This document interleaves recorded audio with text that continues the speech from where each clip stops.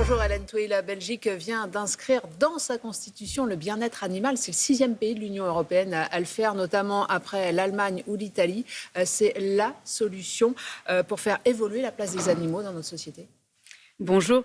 Oui, l'inscription dans la Constitution de la protection des intérêts des animaux nous paraît en effet essentielle pour rappeler l'importance et l'enjeu qu'il y a à les protéger. Donc il faudrait effectivement suivre ce chemin.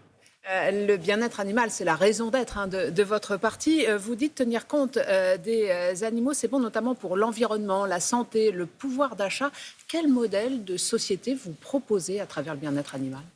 Alors, on part du constat que les animaux sont traités d'une façon absolument atroce, notamment dans ces élevages intensifs industriels où on les enferme, où on les mutile pour qu'ils puissent survivre à ces conditions extrêmement extrêmes, c'est le cas de le dire. Parallèlement, ces élevages sont source de problèmes environnementaux, de pollution, de gaspillage également d'eau, de ressources, et également nous font courir des risques sanitaires effroyables. Et donc, ce que l'on dit, c'est que ce modèle agricole ne fonctionne pas. Il n'a jamais fonctionné d'ailleurs et il ne permet même pas aux éleveurs et aux agriculteurs de vivre dignement de leur métier. Et donc, il faut changer. Et nous portons une vision d'un modèle agricole, mais plus globalement d'une société qui soit respectueuse envers tous les individus. Et quand je parle de tous les individus, c'est les humains, les animaux et aussi protectrice de notre environnement. Ça veut dire consommer au final moins de viande ?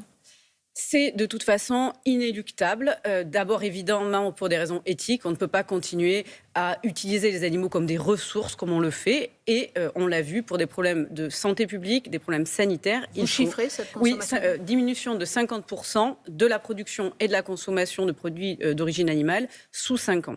Je voudrais dire quelque chose... Sous 5 ans. Sous 5 ans. Comment vous convainquez les consommateurs, notamment ? Alors, en fait, il faut revenir à c'est une consommation qui existait il y a à peu près 50 ans. Ce n'est pas non plus une révolution en soi à ce stade. Il faut donc revenir à plus de rationalité et on n'a pas le choix. On nous parle de souveraineté alimentaire de la France. La souveraineté alimentaire de la France n'est pas possible à cette consommation aujourd'hui de viande pour une raison claire. C'est que nous importons la quasi-totalité des protéines qui nourrissent les animaux. On est à l'échelle de l'Union européenne 70%. On utilise aussi, on n'a pas la place en fait. On a 27 millions de surfaces agricoles utiles, on a 68 millions d'habitants, ce qui fait par habitant une superficie utile de 3 940 mètres carrés. Et pour un régime alimentaire végétal, une alimentation végétale, il faut 1300 mètres carrés. Pour une alimentation carnée, il en faut 4300. Donc déjà, le modèle agricole actuel ne permet pas à terre actuelle de surface agricole de nourrir tout le monde alors qu'on n'utilise pas toutes nos terres pour l'agriculture. Donc de toute façon, ce n'est pas possible, il faut changer. Mais il faut aussi convaincre les agriculteurs. Alors, les agriculteurs, quand on discute avec eux, en tout cas, modèle, ceux qui sont dans l'élevage industriel intensif, nous en rencontrons depuis plusieurs années, ils sont étranglés par leur endettement, par des conditions de travail qui sont indignes. Les animaux sont traités de façon inadmissible et ignoble. Les éleveurs sont dans des conditions tout aussi désespérées. Alors, évidemment, c'est pas la même chose que les animaux qui, eux, subissent le pire, mais les éleveurs ne vont pas bien non plus.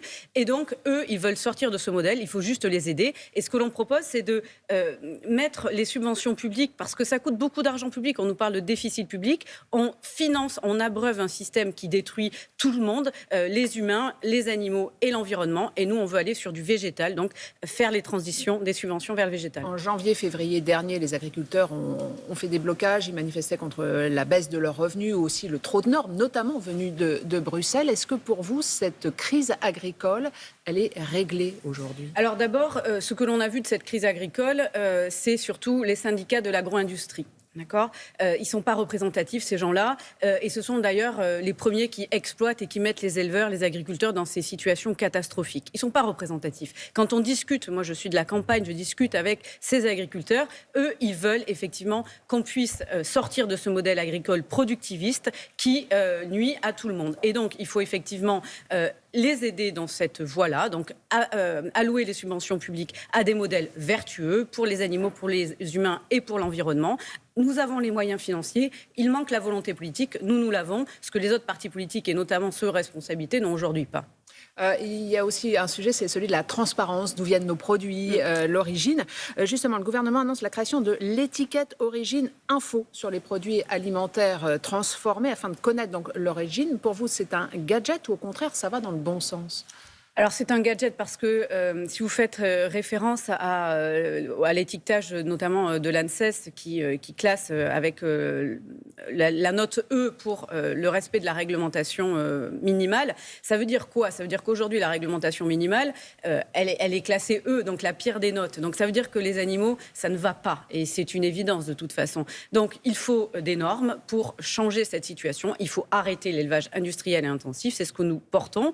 Et je voudrais dire un mot quand même sur la question sanitaire. On a eu encore un avis de la présidente du COVARS, donc le comité de veille sanitaire en France, hier, qui nous a dit qu'avec la question du virus H5N1, il y avait des risques très importants, notamment qui viennent des élevages de cochons. Donc, il faut quand même se rendre compte de l'absurdité de la situation. On fait risquer la vie à des milliers et peut-être à des millions de Français. Tout ça pour quelques tranches de jambon. Donc il faut avoir le courage de dire non, ça ne va pas. Oui, ce modèle agricole nous amène dans le mur, amène aussi à la perte de l'humanité, évidemment pose des problèmes éthiques gravissimes pour les animaux, donc il faut arrêter. En 2019, lors des dernières européennes, vous aviez créé la surprise en recueillant 2,16% des voix. Est-ce que votre combat, vous trouvez, a plus d'écho aujourd'hui, alors qu'effectivement, il y a des crises qui se succèdent? Est-ce que l'Europe est le bon échelon pour vous, finalement, pour agir? Est-ce que c'est un peu votre élection? Alors l'Europe est effectivement le très bon échelon puisque la politique agricole commune, donc la PAC, est décidée au niveau de l'Union européenne. Toutes les subventions qui abreuvent ce modèle agricole qui ne fonctionne pas viennent de l'Union européenne. Et donc c'est un levier effectivement pour changer de modèle agricole, pour aller vers un modèle vertueux et protecteur de tous. Quel est votre objectif, vous, dans cette élection, après la surprise que vous aviez créée en 2019? Je rappelle que, par contre, à l'élection présidentielle, vous n'aviez pas obtenu les 500 signatures, vous n'aviez pas pu vous présenter.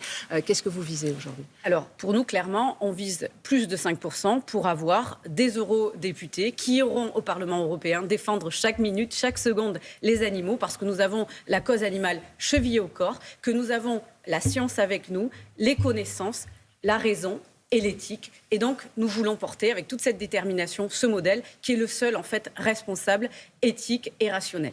Pourquoi partir seul? Défendre la cause animale, c'est ni de droite ni de gauche. Il y a plusieurs listes qui vous ont fait des appels du pied. On pense notamment aux écologistes. Pourquoi vous y allez seul? On y va seul parce qu'on est les seuls à avoir pris la mesure des enjeux, à dire qu'il faut arrêter ce modèle agricole, le porter avec détermination, pas seulement dans la communication, pas seulement faire des effets d'annonce. Nous avons déjà des élus locaux qui ont porté des mesures ambitieuses pour les animaux. Donc nous avons déjà agi localement et nous voulons continuer ce combat au niveau de l'Union européenne. Et les autres formations politiques n'ont pas du tout pris conscience de la mesure des enjeux. Ils ont compris qu'il y avait un électorat effectivement qui est préoccupé par la cause animale et c'est évident puisqu'il y a 84% des Français qui disent que la cause animale est importante. Mais nous, ce n'est pas seulement une question électoraliste, c'est une question de volonté, de responsabilité et de conviction. Et donc, effectivement, nous sommes les seuls à rester droits dans nos convictions. Et c'est la raison pour laquelle nous y allons seuls et nous porterons seuls cette belle cause. Merci beaucoup, Hélène Touy. Merci à toutes les deux et merci à Fabrice Penaud pour la traduction en langue des signes. Damien, on va